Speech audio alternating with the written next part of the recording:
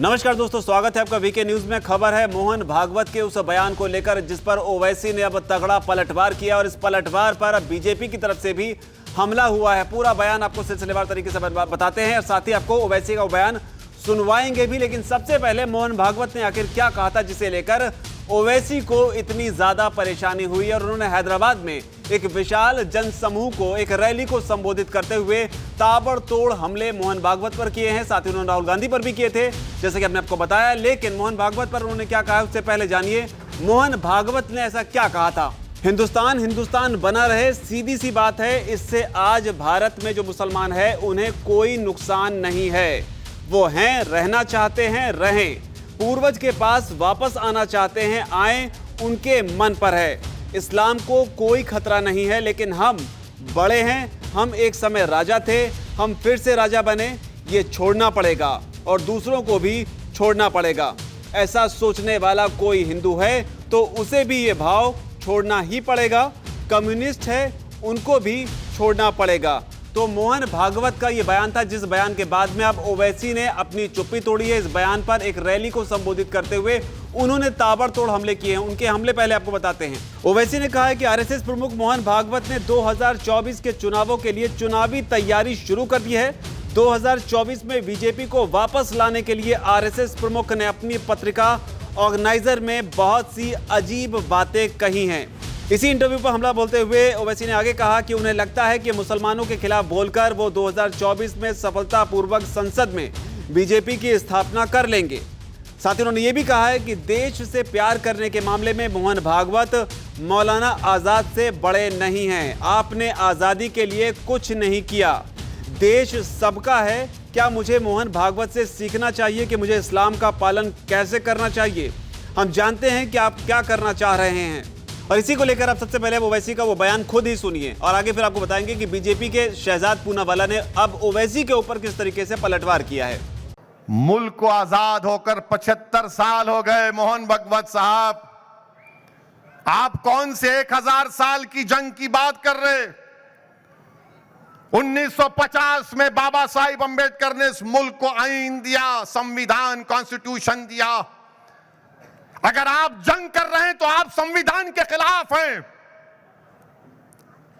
ये जमहूरी मुल्क में अगर कोई जंग करेगा तो जमहूरियत क्या करेगी बताओ? फिर कौन सी जंग लड़े आप बताओ? अरे अंग्रेजों की 200 साल की लड़ाई में तो आप कहीं नजर नहीं आए। तुर्रेबाज खान नजर आया हैदराबाद में, मौलवी इस्माइल नजर आए, आरएसएस तो नजर नहीं आई थी ना। मगर आप कौन सी जंग लड़ रहे बताओ हमको? क्या कोई टीवी वालों को पूछना नहीं चाहिए आरएसएस वालों को बिठाकर, अरे बताओ ये कौन सी 1000 साल की जंग है? मगर इसका जिक्र नहीं करेंगे मेरे अजीज दोस्तों और बुजुर्गों। और मैं आपको आरएसएस की तारीख बताऊंगा। अभी हमारे जैन लोग एहतजाज कर रहे हैं कि उनके मजहबी मुकामात जो झारखंड में है उसको टूरिज्म से निकाला जाए, वहां पर गंदगी हो रही है, हम उसकी तायीद करते हैं। तो गोलवालकर आरएसएस के बहुत बड़े सरसंघचालक थे, करीब 35-40 साल आरएसएस के सरबराह थे। उन्होंने ऑर्गेनाइजर मैगजीन 10 जून 1963 में हमारे जैन और बुद्धिस्ट भाइयों के बारे में क्या कहा? अंग्रेजी में कहा कि so far as Jains and Buddhists are concerned, they have never made any contribution to the soil and political thought as such. We have never inherited any अर्थशास्त्रास, यानी अर्थशास्त्र का मतलब माशियात का इल्म और सियासत का इल्म, एंड धर्मशास्त्रास फ्रॉम देम। यह आपकी मोहब्बत है जैन और बुद्धिज्म से। और फिर मोहन भागवत साहब आप हमको दर्श दे रहे, जरा ये तो बताओ कि महात्मा गांधी के कत्ल के बाद जब आरएसएस पर बैन पड़ा और जब बैन उठा तो क्या आरएसएस को यह मजबूर नहीं किया गया था कि तुमको तिरंगे को मानना पड़ेगा, अंबेडकर के बनाए हुए आईन को, संविधान को मानना पड़ेगा? बोलो आरएसएस वालों। इनको बोलना पड़ा कि ये बैन उसी वक्त उठेगा। और ये कौन बोला? उस वक्त के मद्रास बोलते थे, वहां का एक वकील था TRV शास्त्री, 13 जुलाई 1949 हिंदू का अखबार है, जिसमें TRV शास्त्री ने जिक्र किया कि आरएसएस को तिरंगे को एक्सेप्ट करना पड़ा, संविधान से अपनी वफादारी को दिखाना पड़ा और संविधान को रेस्पेक्ट करना पड़ा।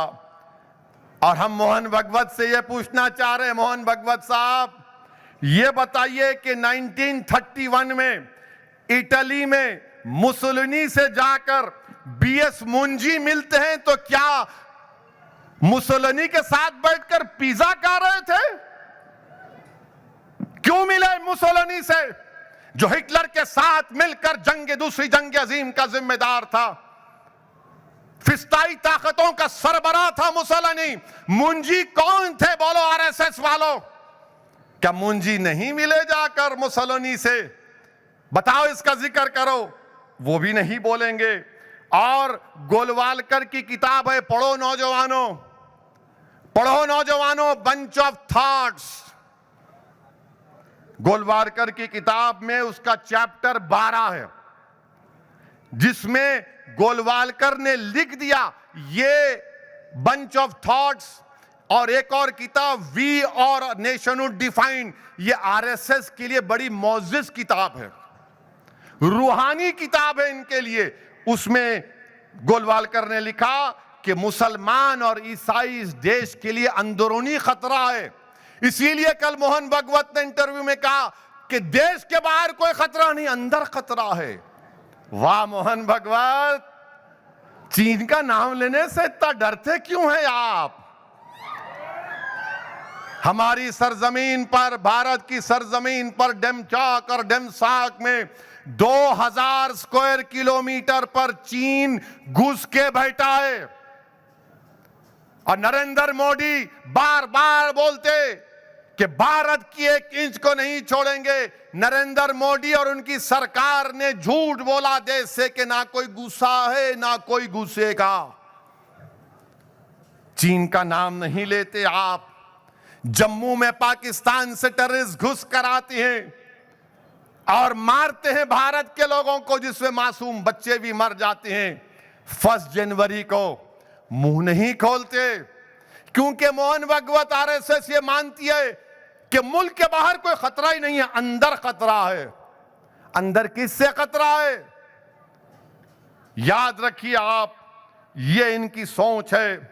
और इस भाषण के बाद में शहजाद पूनावाला, जो कि बीजेपी के प्रवक्ता हैं, उन्होंने पलटवार करते हुए ट्वीट किया है। उन्होंने लिखा है, सबसे पहले अगर आप इंटरव्यू ठीक से पढ़ेंगे तो आपको पता चलेगा वो बयान जनसंख्या नियंत्रण कानून को लेकर दिया गया है।